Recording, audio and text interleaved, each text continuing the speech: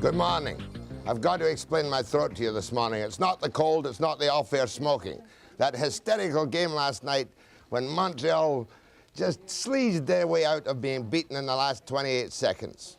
I can't tell you about it. I've got to bring in Big McKeechie to show you this garbage goal, which enabled them to get a tie. The last 40 seconds of play, Serge Savard to Guy Lafleur, to Yvon Lambert, to Guy Lapointe, whose shot goes wide. Robinson is 19, 6 attackers on the ice. It's Savard, number 18, from behind the net, wrapping it past Hanlon with 28 seconds to go. Savard's 4th goal of the year from Lambert, and Robinson ties it up. The final shots were 37-20 in favor of Montreal.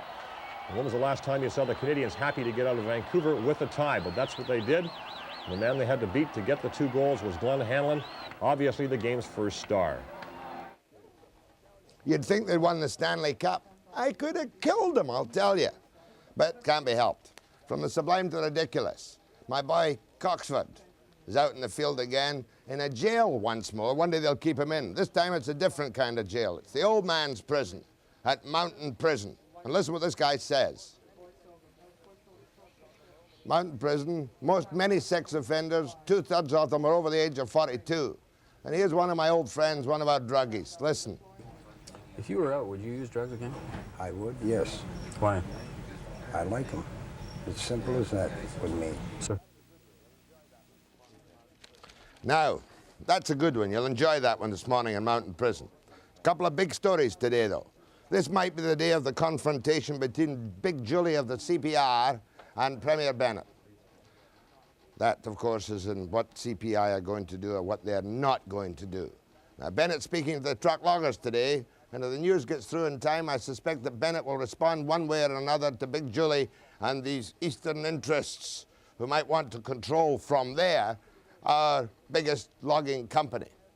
But yesterday there was another major development, and there was a man there called Dave O'Connors. You're going to meet him this morning, and here's what he says. Here's an allegation he throws in the face of Premier Bennett, that while the government is standing idly by, 12,000 jobs have been lost, 38 million government revenue down the drain annually, no punishment for 10 big forest companies who have committed the offense, he says, and he says he can prove it, of undercutting on tree farm licenses and public sustained yield logging units by, listen to this figure, 500 million board feet of timber left to stand instead of being produced into lumber over the past 6 years. A major allegation in which he is supported by none other than Jack Munro of the IWA.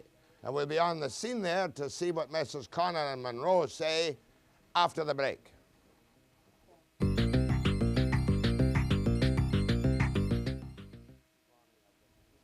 Forgot to tell you that also on the program this morning I've got the teachers, spokesman for the elementary and secondary school teachers on the axe that somebody wants to wield. But let me set up the truck loggers. Understand, Dave O'Connors of the truck loggers accuses the 10 big forest multinational companies of undercutting what they were supposed to cut by 500 million board feet and not being punished by the government for this, losing all those jobs and all that revenue. And I tackled Connors just like this yesterday. Tuesday afternoon, 4:30. Guess where I am? Truck Loggers Convention. In all the years I've been in British Columbia, I've never had such an explicit attack on the big multinationals that own 80% of the forest cut in British Columbia. And I've got 2 men here I'm going to talk to, normally on opposite sides of the fence. Dave Connors, who's the head man, the top man in the truck loggers, and Jack Munro, who's the top man in the IWA.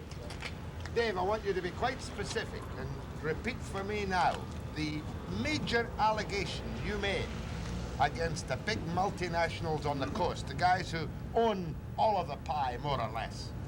Well, we spoke on the coast, Jack. The major allegation we made is we researched the files of the forestry records in Victoria, and we arrived at a surplus figure of approximately 950,000 cunits surplus to their annual allowable cuts, which they've undercut.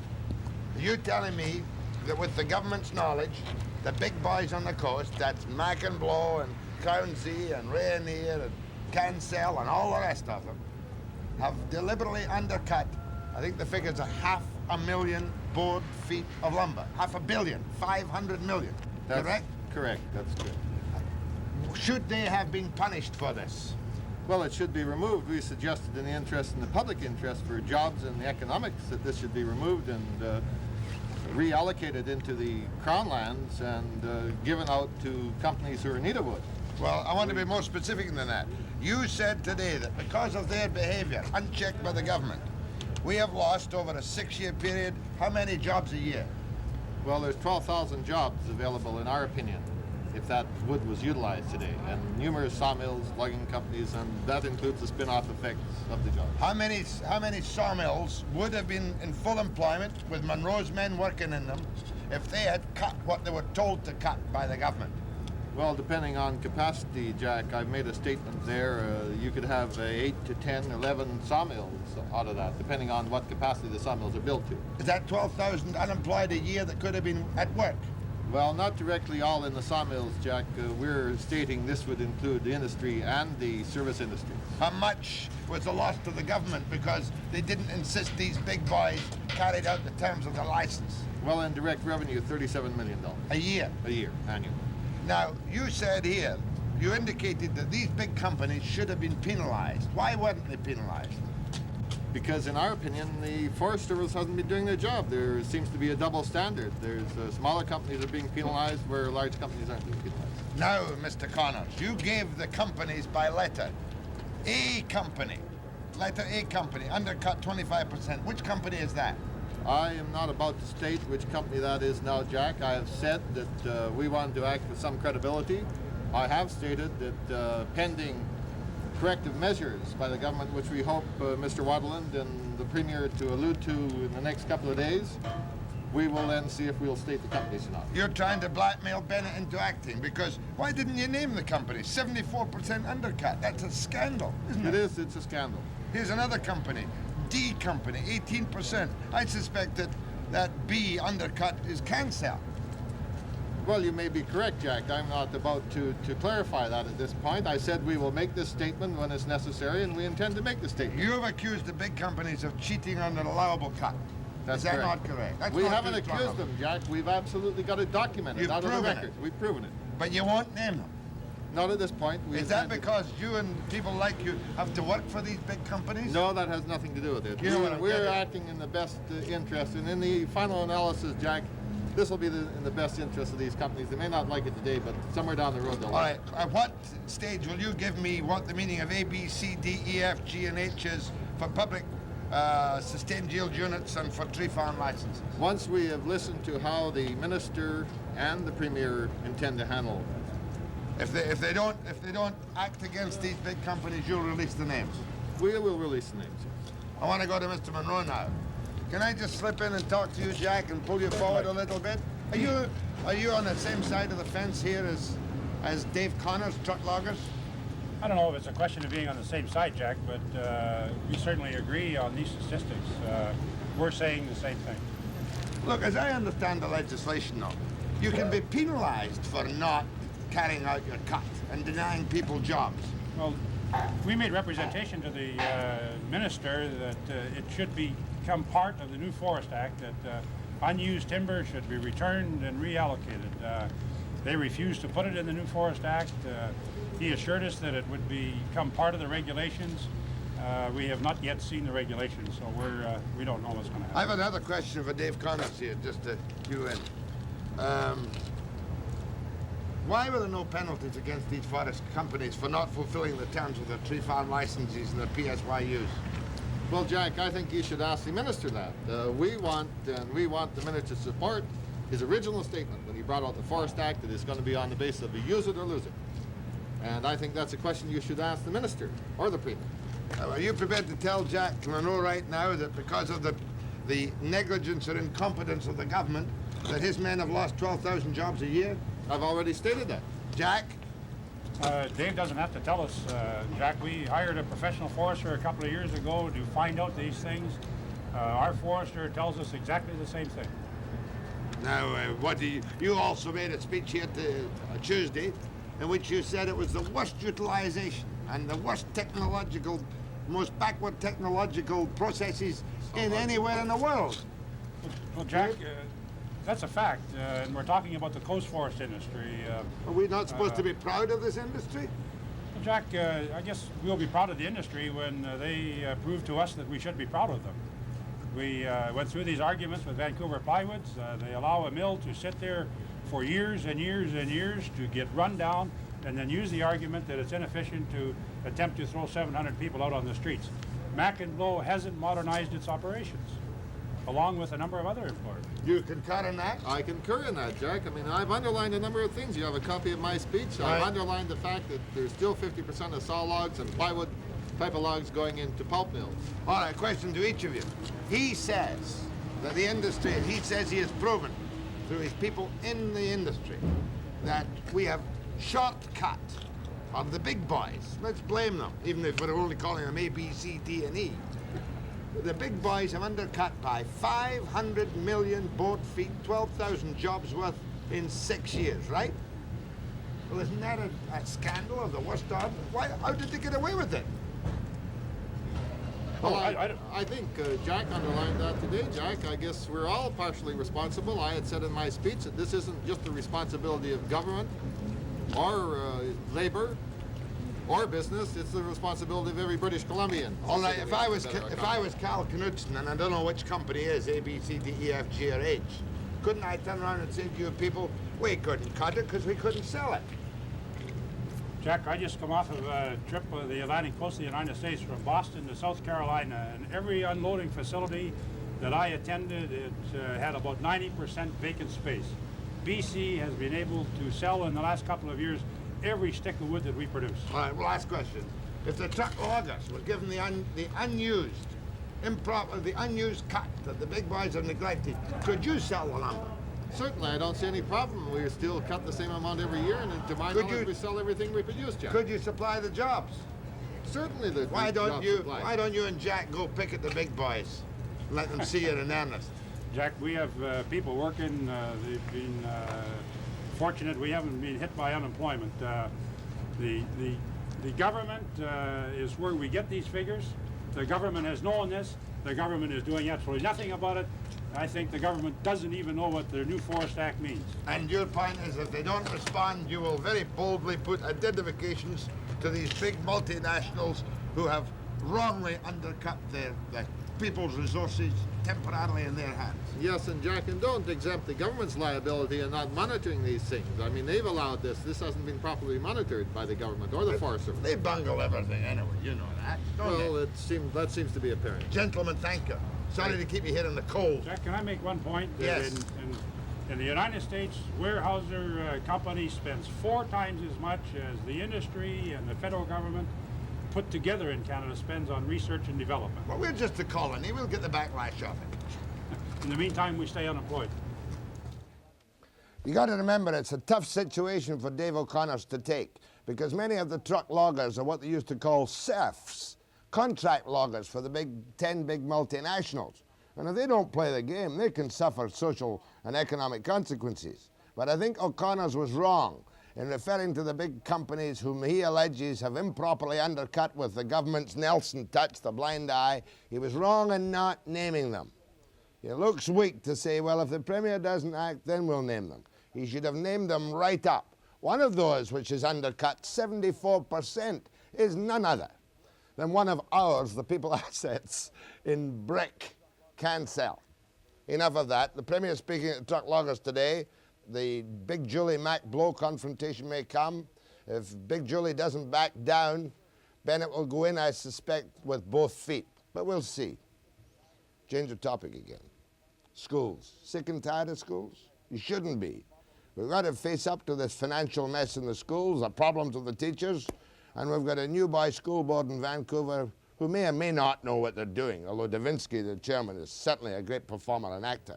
So this morning I've got Tom Hanson, that doesn't mean I'm going to be kind to you, who is the president of the Vancouver Secondary Teachers, and Al Crawford, who is the spokesman and the president of the Elementary Teachers.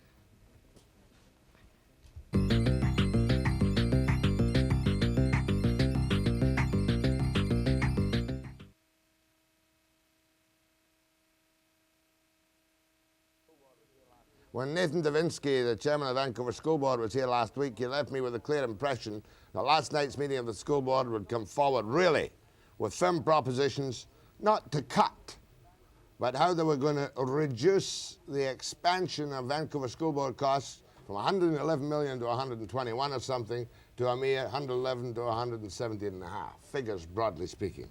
Tom Hanson was there as my reporter last night. He is the spokesman for the secondary school teachers, and Al Crawford was there keeping an eye on things for me and for the elementary teachers. What did they do last night? Did you come out of there saying, now we know the battle we're facing? Well, actually, I think that question was asked by one of the trustees, that she didn't know either what was happening last night. What did happen, I think, was a number of people showed up who were unexpected. We usually meet in a small committee room, and we were forced to go into the board You room mean you last packed night. the place with teachers? We didn't, but somehow or other there were many teachers there, which should give the trustees some idea of the teachers concerned. And I think there were many parents as well, because I certainly saw a lot of people I did not recognize. Did the school board come up with a firm plan to reduce the expansion of their budget? Because they're not really cutting the amount of money, they're only reducing the proposed expansion.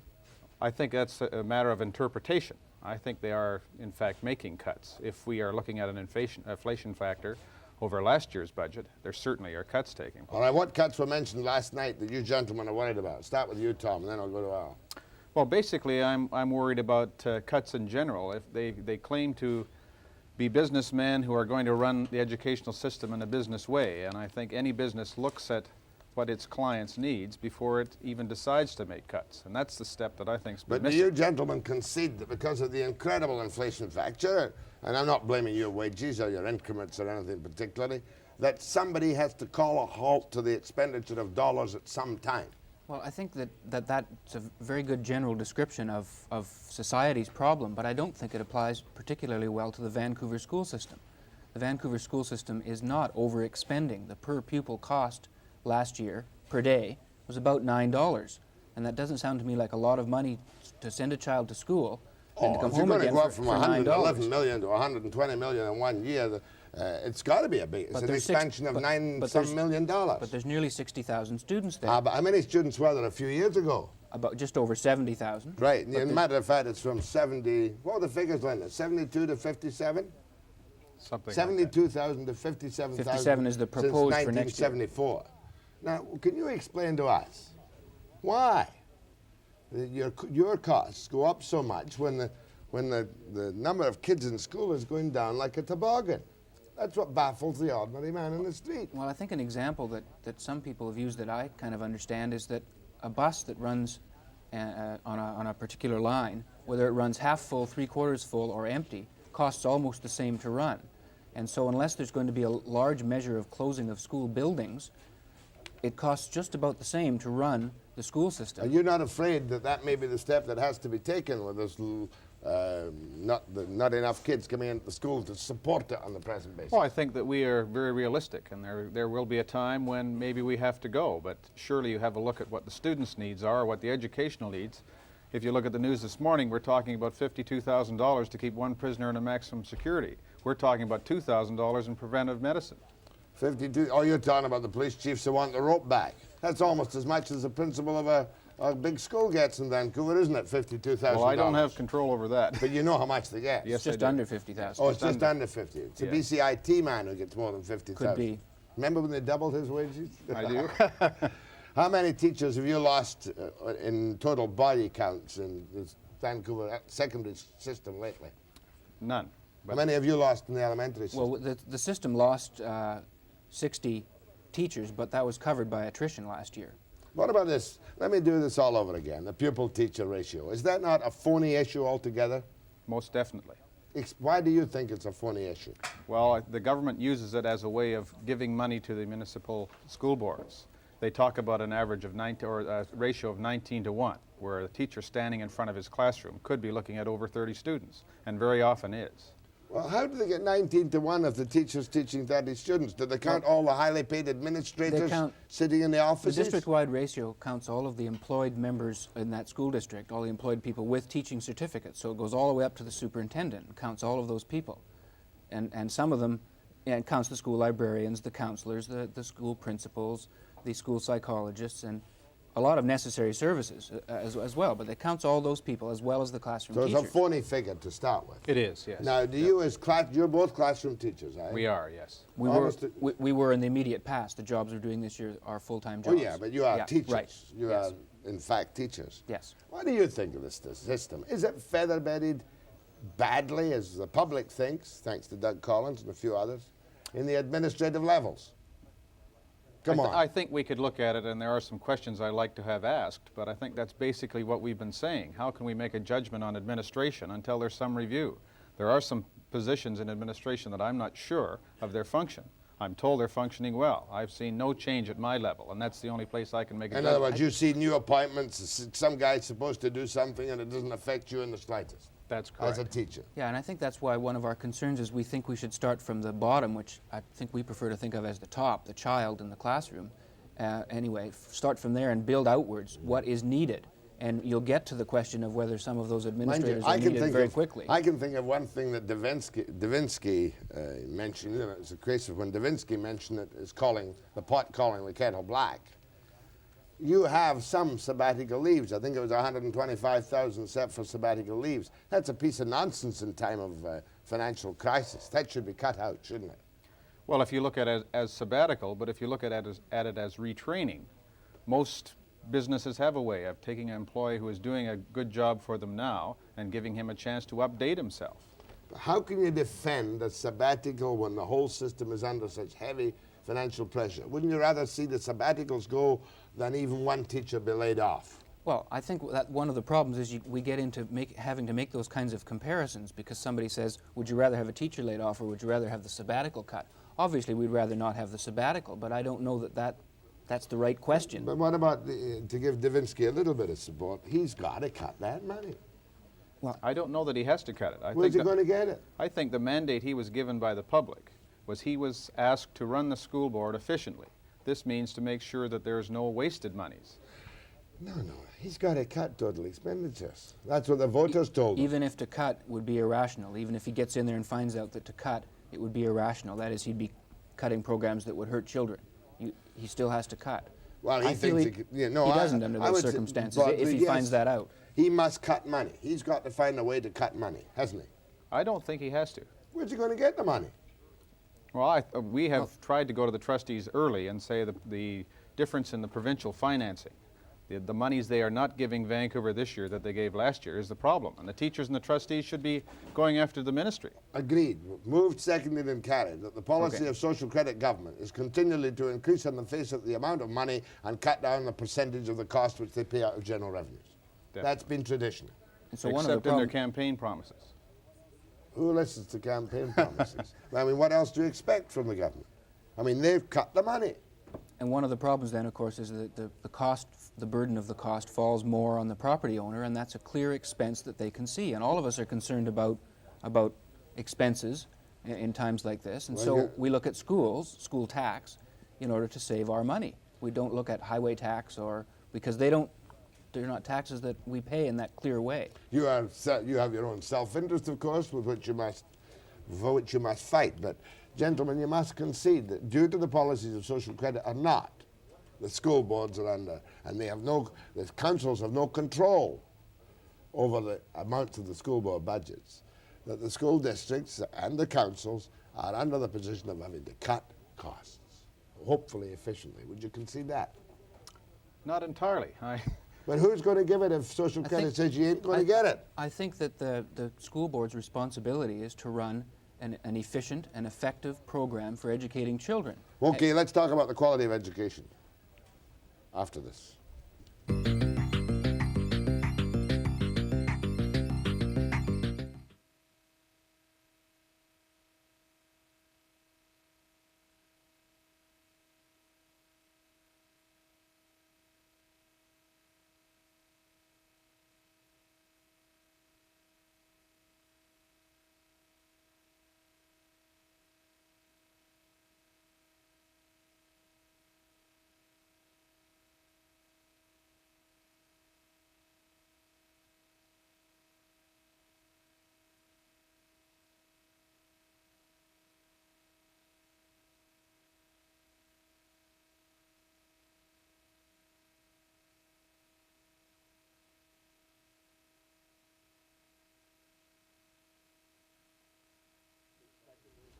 Tom Hanson and Al Crawford, secondary, elementary teachers, speak for them in Vancouver.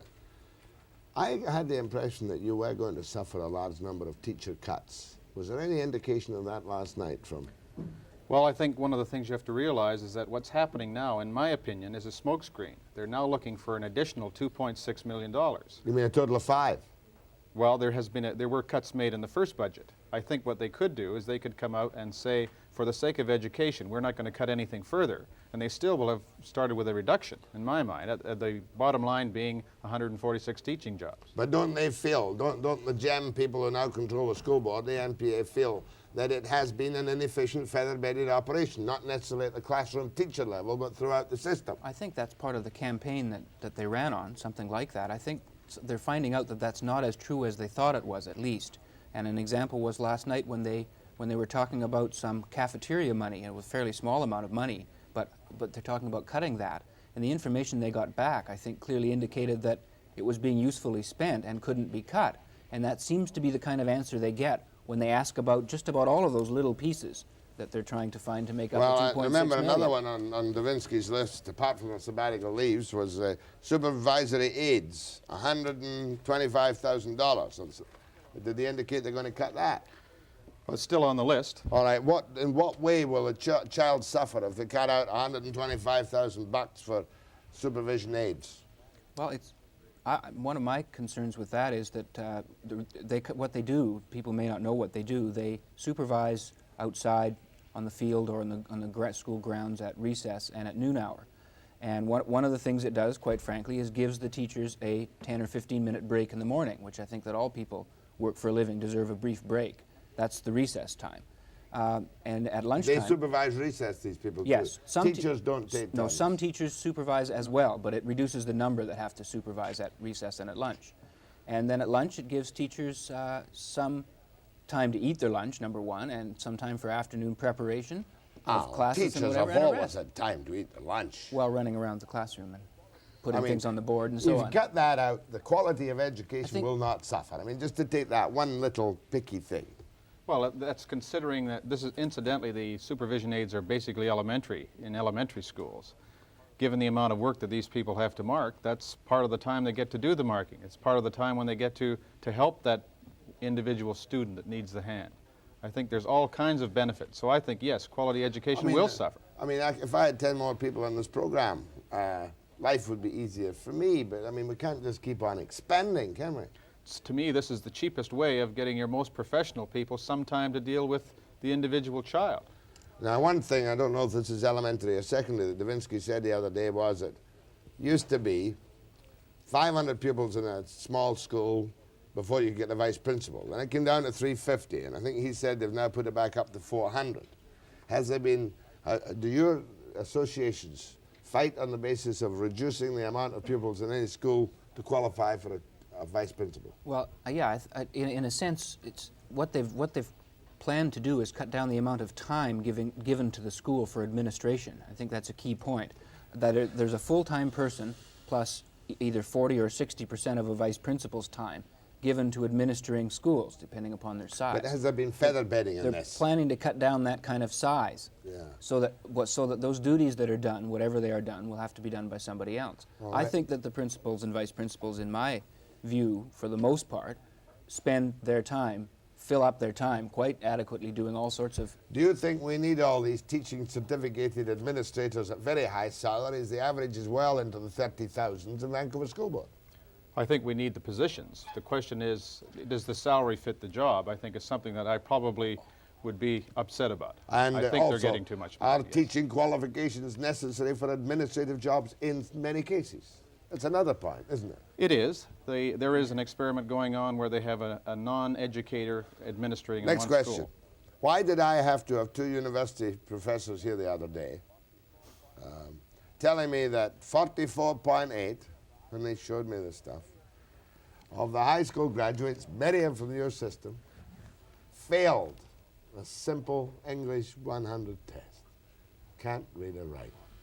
Can't write or can't spell. 44.8. Well, I don't think the test was that simple. It's an English 100 composition test. That's one point. Look, I could do it. And well, And I ain't got no education. Well, I I can recall in my days in English 100, at which time, in fact, I failed that same test a number of years ago, that about 40 or 50% of my class failed the test. And so I don't think, I'm not justifying This is the Christmas test after they've been in university. That's correct. Can't spell. No, it's not a spelling test. It's a composition test. Can't They read may, it. they You may can't not read, be you able can't to spell. Well, If you can't spell, you can't read. Right? Well, you're also assuming that what went on at university didn't do anything for them either. Obviously didn't. I would like to see the universities give the same test to their graduate people and see how much better their results would be at that level. On the quality of education, though, why can't we have, surely you would advocate standard tests for university entrance which enabled them to reach a certain level? I would say yes, but I think that's the university's job. It's not the public school's job. We should be concerned with the majority of our population, which are the people that have to go out and live in this life. You mean you could not educate the majority of your population to the university levels? Well, one of the things that's...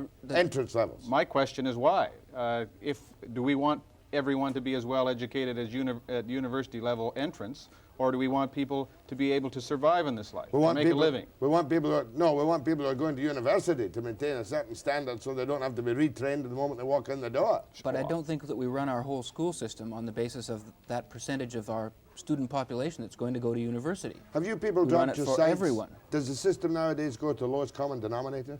I don't think it's that simple, Jack. One of the things that the school system has been doing is keeping many, many more students, much larger percentage of the students than it did 10 or 20 years ago. So if you take the average, because average is that way, of the achievement of all of those students, what we've included are the people that would have dropped out of school 20 or 30 years ago. The average is bound to be lower. Yeah, and that's what average means. Let's take a Jack Webster. You say you're not educated, yet I would think you have educated yourself extremely well. Just as a survivor.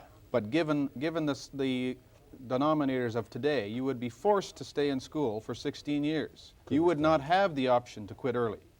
You have to stay there. And people like yourself who want to quit, who want to do something else, have to say it. And the teacher does not have the option to say, if you'd like to leave, go. I've got to change my attitude. In my day, of course, if you were good, you survived, and if you weren't, you just were cast out on the dung heap at the age of 13 or 14. That's right. I suppose you're right. However, enough of me. Any apologies to make for the qualities of education? Any excuses to make? None whatsoever. I don't think that. How about you? I don't disagree with Tom. I think we're doing a reasonably good job, but I think there's a lot of improvements that can be made. Let's ask the listeners this morning. Quality of education. I'd like to hear from women with children in school. That camera. Could I make one point just Sure. before you do that? All of the judgments that have been made to the public have been on English. They never mention math, which is higher than it's ever been. Science, it's higher than it's ever been. Good point. I mean, the world, the educational world, the knowledge world is expanding at a rate doubling every 10 years. All right, let's exclude English and spelling from this little discussion we're going to have. Okay, Your child's education, are you happy or are you unhappy? fine. Let's try and aim at those particular calls. And if anybody's got any specific suggestions as to wastage of money in the system, let's have them too. To Messrs. Hanson and Crawford.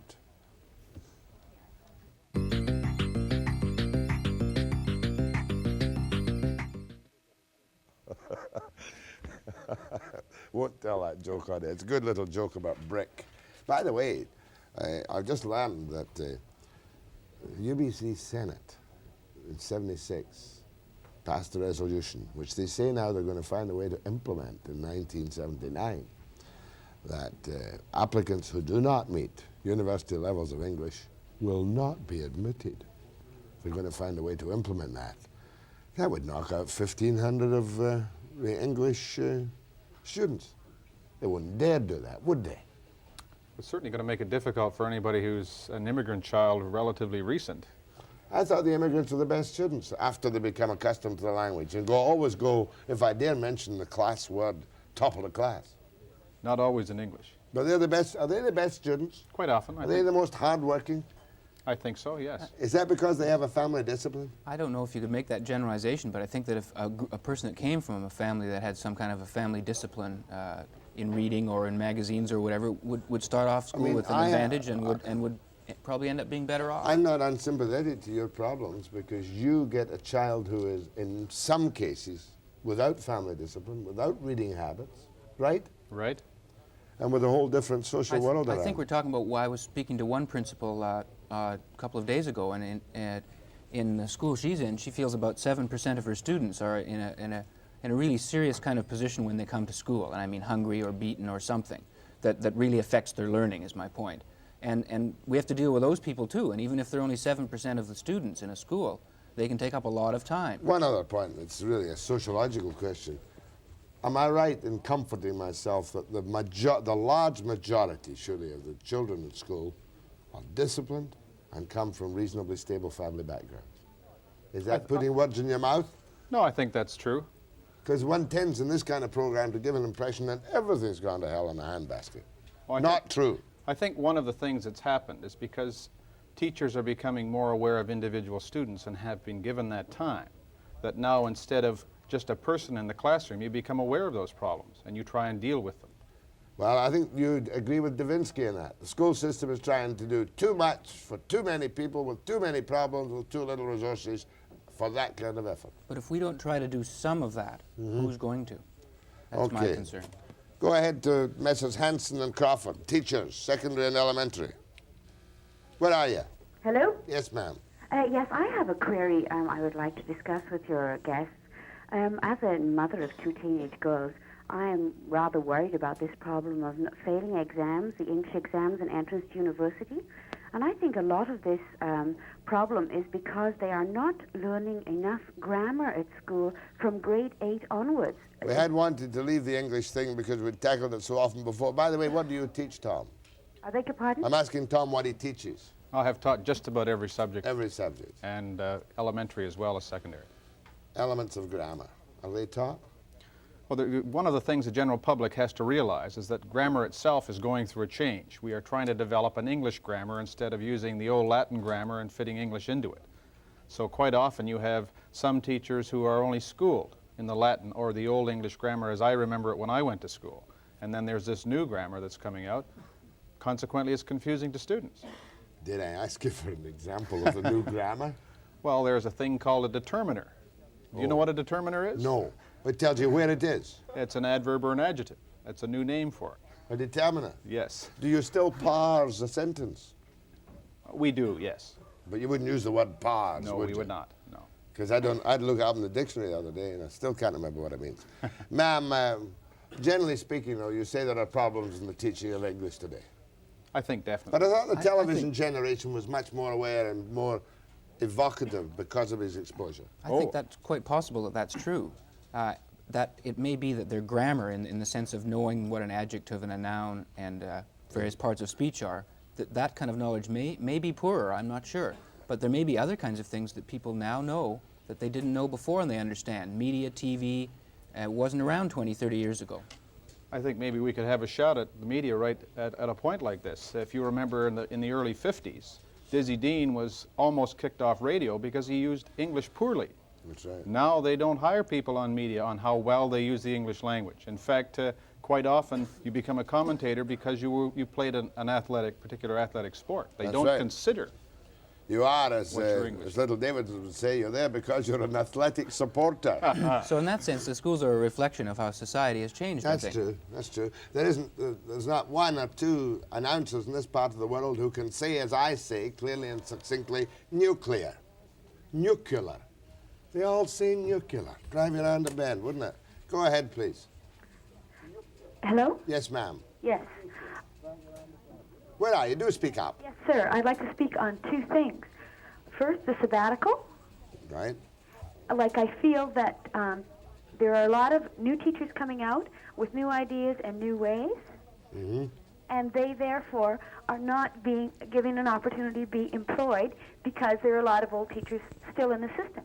Where with sabbatical leaves, they are giving younger teachers with new ideas and new ways of teaching an opportunity to experience that. Are you a teacher? Yes, and I'm a mother. Teacher and a mother. That's Yes. hardly a logical reason for sabbaticals, is it? Well, Also, I mean, to get old teachers out the way to give the young ones experience. But there's two assumptions made when you cut out sabbaticals. There's one that they're costly. This caller has made a point that if you take an older teacher who's being paid at the top level of salary and you hire a new teacher at the same salary. The old teacher does not get full salary, he gets partial salary. And the collection of them both might be less than the total salary of the teacher you're letting go on sabbatical. Okay, ma'am, go ahead from Kelowna, I think it is. Victoria, speak up, please. Where are you, Victoria? Come on. Hello. Yeah, speak up, will you? Yes, Jack.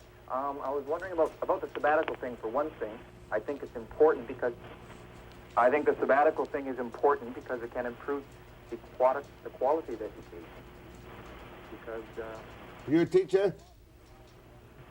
You're lost in the miles of long distance. This is from Kelowna. Go ahead, please. Hi. My complaint is the quality again, but from the other end of the scale.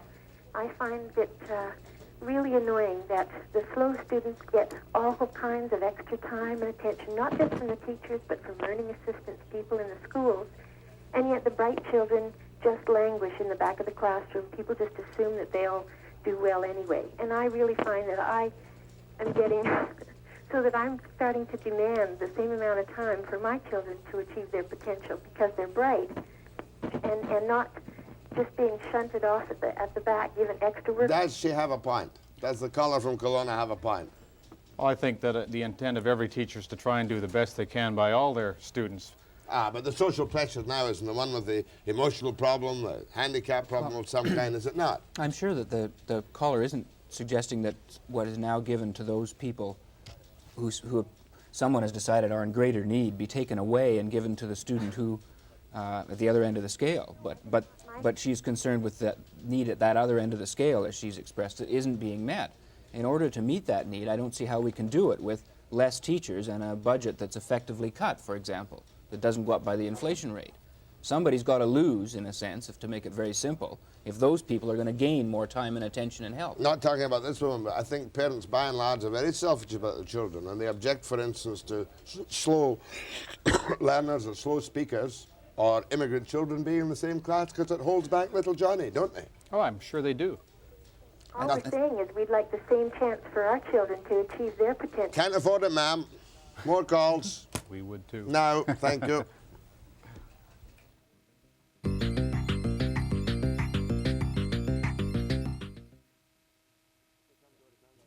Do you think it's going to come to a crunch in teachers' positions if this pressure stays on from the provincial government? Definitely.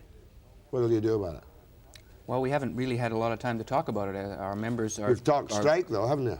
No, we haven't. The newspapers have. Our membership hasn't discussed those possibilities yet. We've talked about we're planning ways to inform the public more clearly about some of the facts. Oh, an apple for the teacher. That was the campaign which you used to elect the NDP. No, the Apple campaign was a campaign in a previous provincial election. To defeat the social credit, didn't work. We gave candidates an apple with a bite out of it in their ads if they would support a number of teachers' goals. Would you rather see the NDP back? It wasn't a wonderful campaign. Would you rather see the NDP back in power? Personally, I think we were doing better. Education, I mean, was doing better under the NDP government, and I'm not... How about you? Unfair question. Would you rather see Bennett and McGee out? McGee won't run again anyway. And somebody like Barrett and Eileen Daly back in the reins of power. Oh, well, I think one of the mistakes that NDP made was the person they selected as education minister. Eileen. Yes, I think we needed a stronger person than Eileen was able to be. And the other mistake they made was in saying arbitrarily reduce the pupil-teacher ratio without directing it at the classroom. I think so, yes. Good, we're agreed again. Go ahead, please. Yes, I was wondering if it wouldn't be a better idea to put a little more money into the education system and to take it out for the simple reason that I find that too many they're trying to fit everybody into a certain pattern, and instead of tailoring the system more to the individual. And I think that if it was done that way, and a kid had a chance at a young age to go into something that interested them, such as like not everybody's interested in the academic side of school. Maybe some want to go into trade. We have these opportunities now, don't we? We do, but it comes to an end point. We have some job training, skill jobs in high schools, and to get onto an apprentice program, you have to go to one of the colleges or BCIT or something, and the waiting list is so long that you're 21 or 22 by the time they let you in. That's right, and the apprentice program after that, if you want to go straight in, is also in a disastrous position. And then is there a job for you when you get out of it? Right at the moment.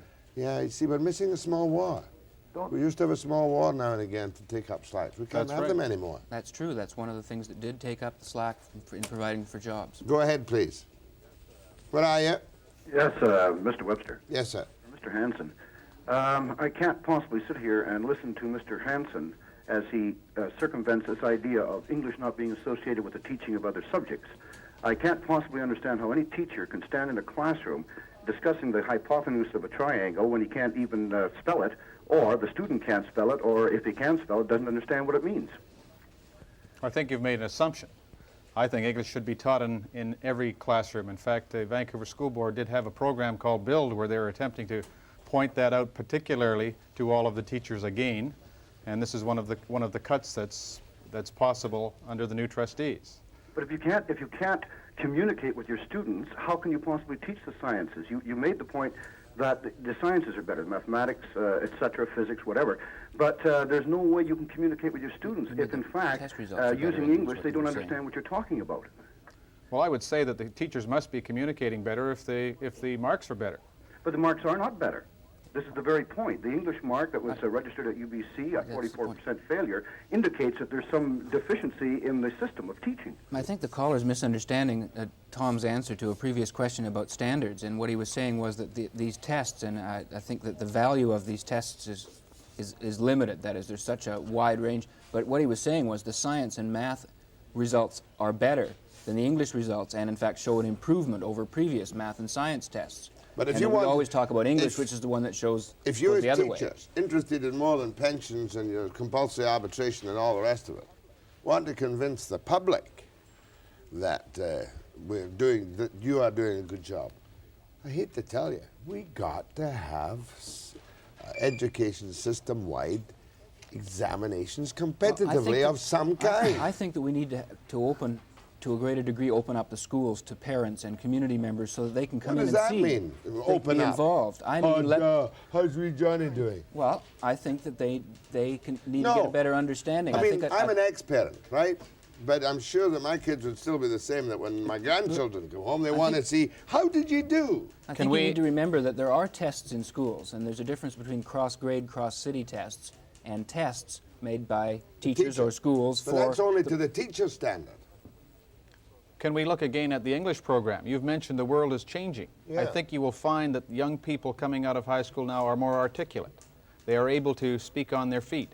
They are able to understand what's being fed to them through media, far more than they ever did before. I think one of the things that English teachers have recognized is that the written word is not the only way that English is being received by people in this world. And we've tried to adjust the English program to effectively have children understand. Yet the testing is still done on the written word. It's always write a paragraph. We have whole sections of the English program now which are not being tested. So in fact, we are being tested over less of the total curriculum.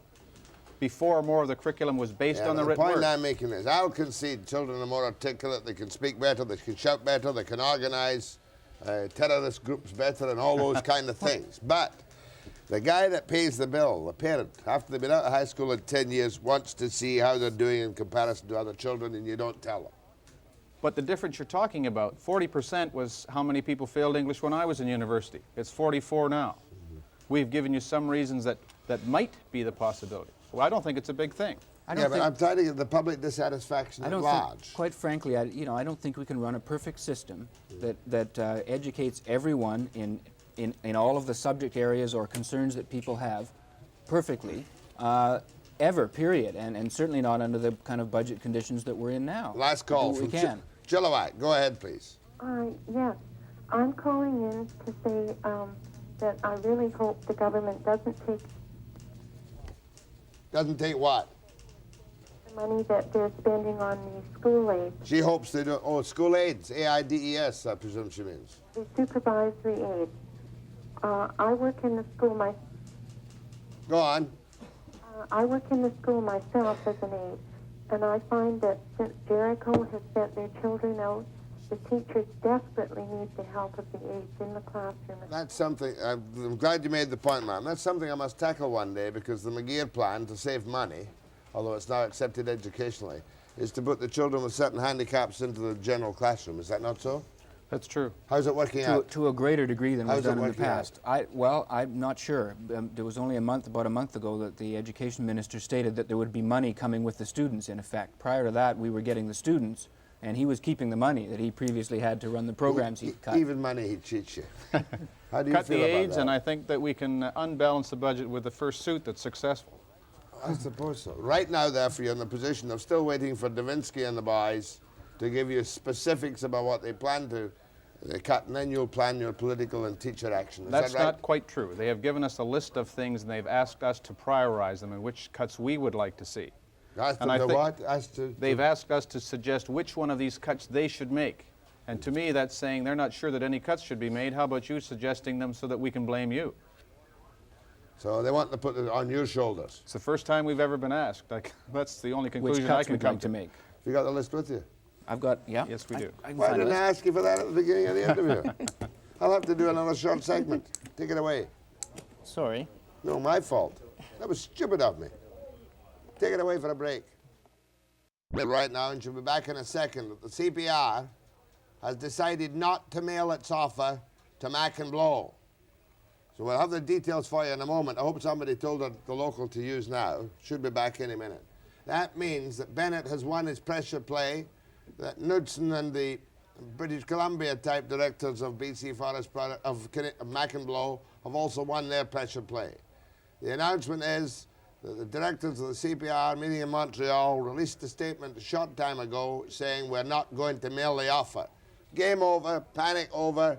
The effect on the business community by the interference by the Premier of the province in the financial plans of a giant $7 billion corporation like Mac and Blow, however, may create some problems for Bill. Have I lost Christine? Is she coming back?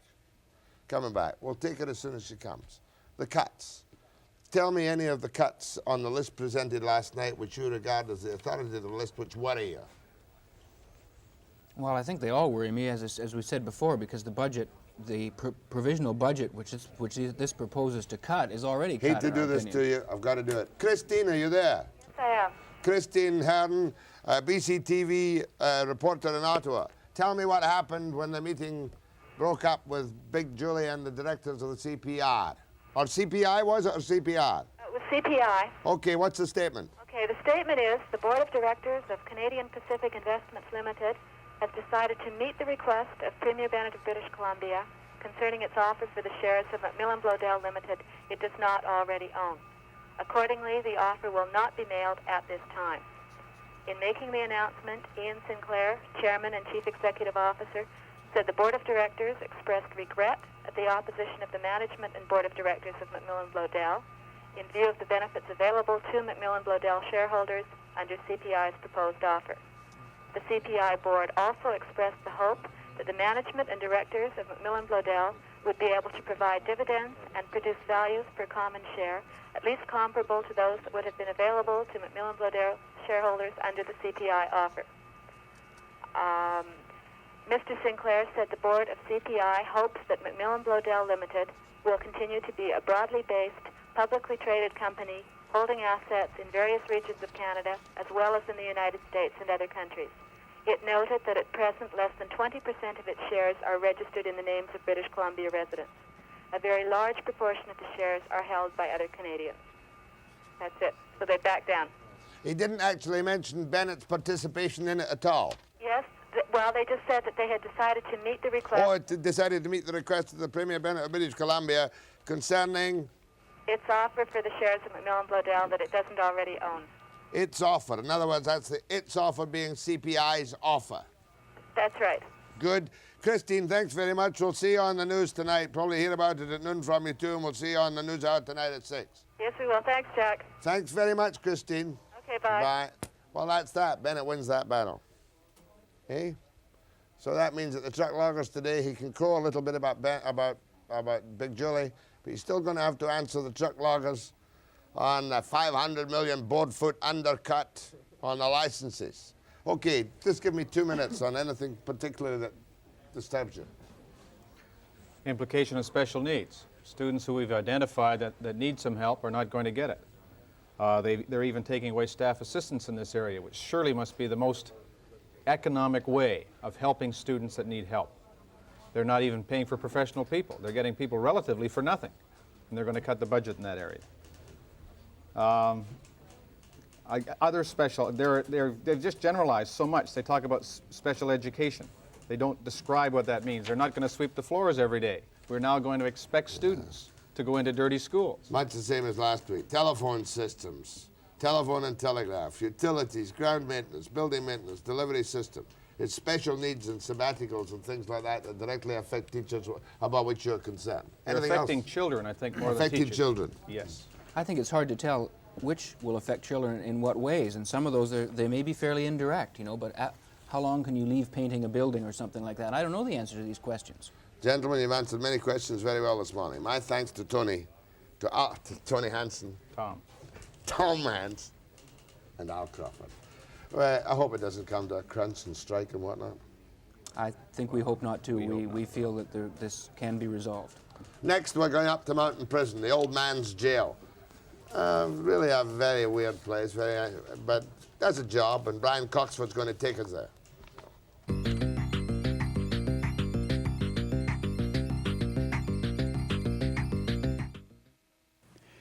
Jack, this is Mountain Prison, kind of almost a camp-like setting near Agassiz. Most of the structure is metal, and there's a reason for that. Back in 1962, they had to put the Doukhobors somewhere, and they had to put them in a setting where they wouldn't set fire to it. But then when the Doukhobor problem went away, they had to find a use for this facility. It's turned into a medium security prison. And there's a couple of unique things about this prison. Sexual offenders are mixed in with the general population of the prison. They have their own furniture program here that's unique in prison life in Canada, and a number of other things. Count. This is one of 4 inmate head counts at Mountain Prison each day. What the guards are actually counting is dangerous sexual offenders, men in here for violent crimes, and habitual criminals.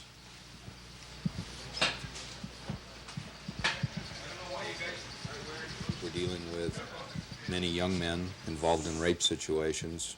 We're dealing with a fair number of middle-aged men involved in rape situations, and older men involved in child molestings. And that's probably the most difficult group that we're dealing with here, is the older men who are involved in molesting children. Normally you'll find that the older type inmates, they do their own time, they don't want to be bothered, and the sexual offenders, they're accepted by these people, and even amongst themselves they're able to get along. If they can't survive here, then they have to go back to the BC Penitentiary where they could have greater protection. These inmates coexist in the same huts that were originally built for the Doukhobors. Of the 186 in here, a third of them are in for sex crimes, and most of them are under a doctor's care. Where do you think we should go from here? As far as inmates and working conditions in the institution, you're Anything in relation to yourself that you want to discuss? Well, I would like to see more involvement as far as being able to work and do jobs within the institutional setting. As far as the treatment, hopefully we can do something with them and work with them to the point where they're not going to represent a threat to the public. Some of them will in all probability be here all of their lives. If you're not a dangerous sexual offender, you have to be 42 years of age or over to get in here. Among them, habitual criminals, more than in any other institution in BC. Inmates like Joe Toner, Gordy Kravina, Ed Metcalf, and Joe Pitt. I'm in for theft of a shirt on a habitual charge. Just a simple theft of a shirt? Come on, there must be more than that. Well, there's other charges, but that was my primary charge when I got charged for being a habitual criminal. Breaking and entering.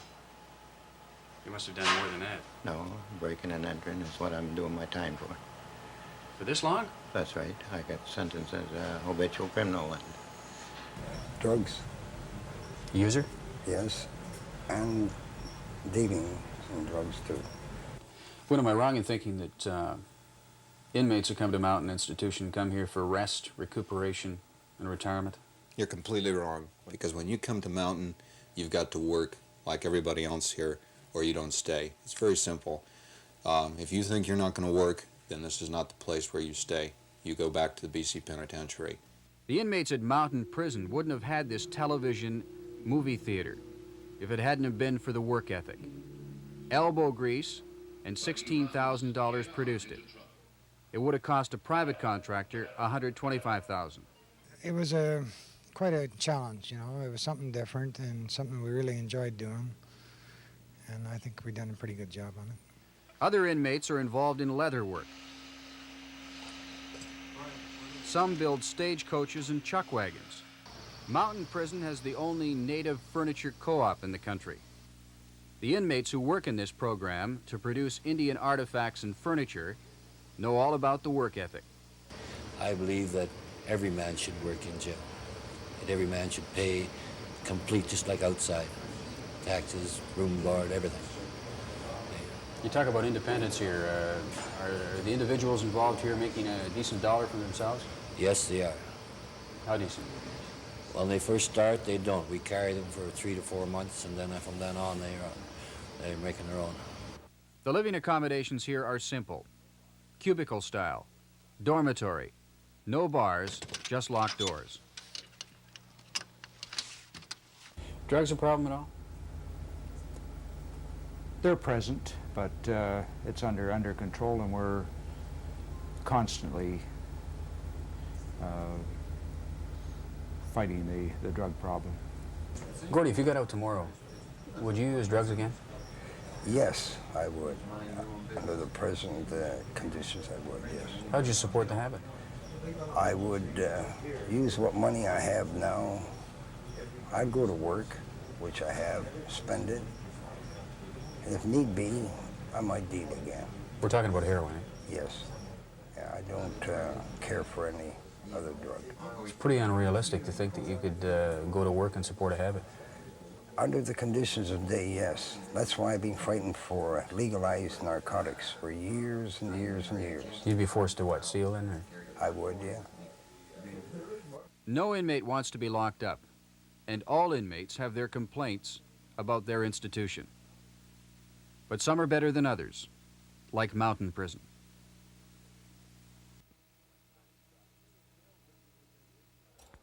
Thanks, Brian. How many jails have you been in recently?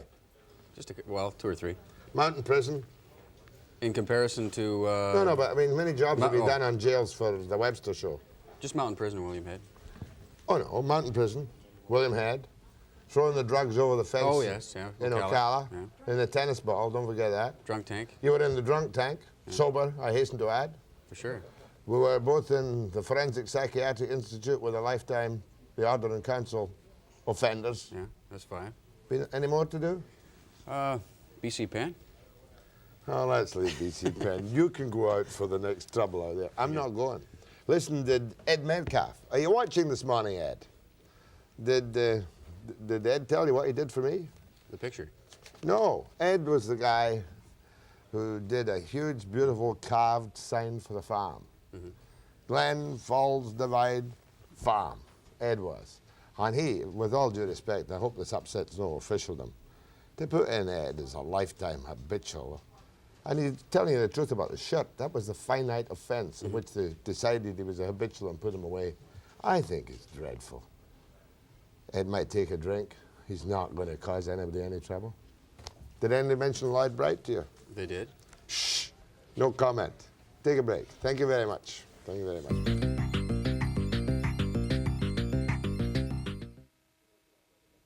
You certainly have a capacity to bring these things into a kind of human understanding. You were telling me right now, first of all, how many people in Mountain Prison? 186. How many sex offenders? A third. A third. That's 50, 60. Yeah, some of them are, just to give you an example, 49 rape and other violent sexual acts, dangerous sexual offenders that they call, there's about 18, and sexual intercourse with girls under 14. That kind of thing. Half a dozen. But child molesting. The different thing about that prison is that the majority of the non-dangerous sex offenders and whatnot are over 42. That's one of the requirements for entry. you got to be over 42 to get into mountain prison. That's right. They consider that at that particular stage in your life you've mellowed out as an inmate, and that you're more likely to get along with the sexual offenders. So this is the only prison in the country where they've got a melting together of sexual offenders and the general prison population together. And no great problem. No problem at all, because if there is a problem, they make it clear to them that you'll get booted out. Back to the BC Pen. In fact, Mort said that, didn't he? That's right. Yeah. Morton, is it Mr. Morton? Mort. Mort. Food good? Good. We're still here. Listen, question. How many inmates at Mountain Prison are members of the Golden Age Club to wait over the age of 65 years? 31. 31. Yeah. I suppose some of them just get settled down to it and do their time. Yeah. Very peaceful coexistence there. It's a meager setting. Eh? It's a bleak place. Yeah. There's nothing really fascinating about the buildings there, but it's peaceful coexistence. I don't know if I should tell you the story of Lloyd Bright or not, but I might as well. Big Mouth Webster. He might be watching. No, Lloyd Bright won't be watching. Ed Metcalf is a friend of mine by connections. He did the farm sign for me. And, you know, there are so many old guys now who were habitual criminalized to clean the streets of Vancouver. Cost the taxpayers untold hundreds of thousands of dollars, when really, even if they were out on the street and getting drunk occasionally, it wouldn't do anybody any harm.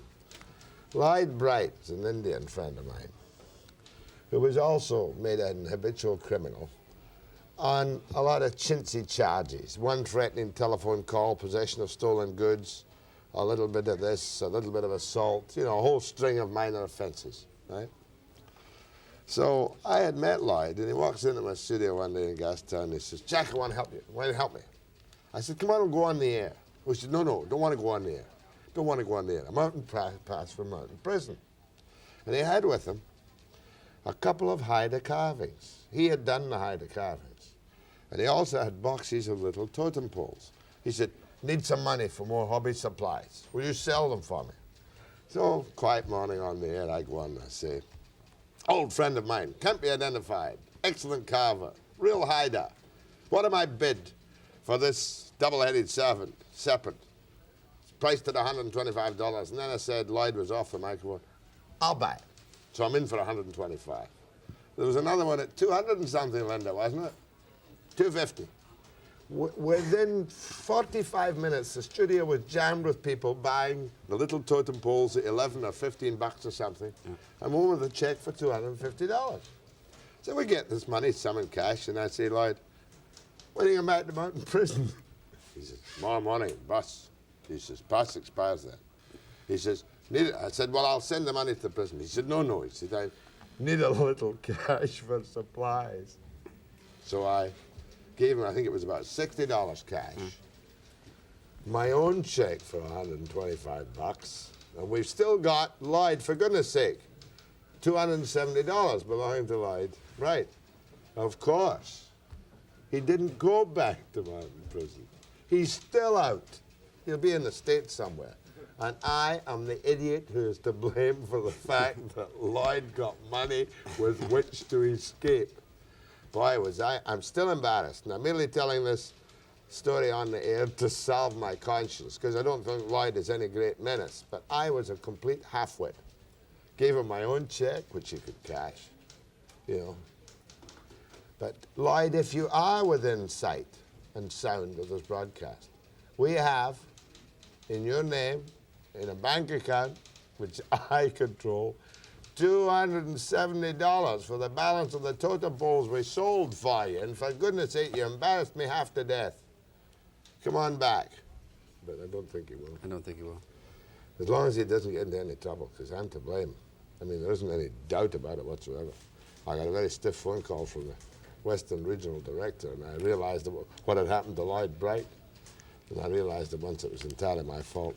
The only comment they made yesterday was that wasn't it Jack that bought some of his work? I financed his escape, financed his flight. Yeah, they didn't say that, though. No, but it was very bad indeed. I don't think we need to take any more calls this morning. We might take a couple of calls. We're going 2 minutes. Might take. What do you got on today? I was just going to tell you about the, in relation to the artwork you were talking about Lloyd. Oh yeah, Lloyd. They've got they've got the only native co-op for furniture there that's in any prison across the country. They manage their own affairs, their own financial affairs. They hire and fire. They do everything, no supervision. And their market is Europe. And they sell some of these, like, just to give you an example, you know, one of those totem canes. Oh, you mean a talking stick? Talking stick. Talking stick. Talking stick, $250. One of these chests, hide chests, so it's only about that size. They'll sell it for $750, and whatever they can turn it over in Europe for more. Well, they wholesale them to somebody. They wholesale them to somebody, and they've got an export agency that acts for them. Oh yeah, it's just big money. Big business. Well, when do they get the money? The guys who do the stuff. They get the money, and the money they look after the books. They have control over the books. Money goes to, as one inmate put it, goes to the outside to help defray the welfare costs on the outside. That's good though. How many would be working in that native co-op? Oh, about say 10% of the population, about 20 of them. Well, you know how well we did selling dolls' houses at the Forensic Psychiatric Institute. You showed these beautiful little carved stagecoaches with the little rifles and the little barrels and the chains and whatnot. How much they go for out of Mountain Prison? The chuck wagon's about $50, and the stagecoaches 100 plus. They're light. They're lamps. Yeah, they're lamps. You plug them in. Yeah. I've got 2 of them so far. Every time somebody brings one in from the pen, I buy one. Mustn't do it again. Lloyd didn't make them, did he? No, Lloyd. No, Lloyd did my. Lloyd Bright. No. I've got his double-headed serpent eagle in the kitchen over at Salt Spring. Quite funny. Anyway, thanks again, Brian. Time to speak to Linda after this message.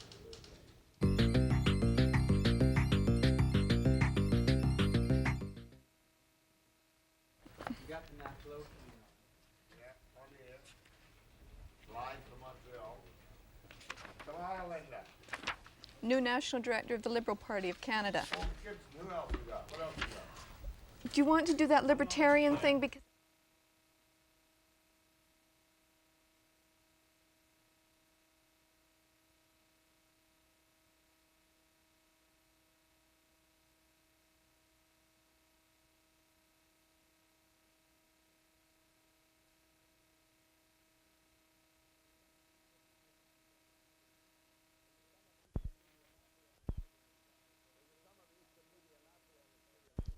We've got some of the Eastern Media Mafia in the studio this morning from a program largely unknown in the West called W5.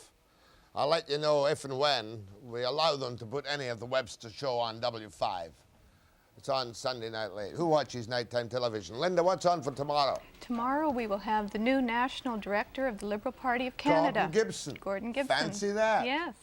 Pierre Trudeau's best friend. And his new advisor. And other things tomorrow morning at 9 a.m. precisely.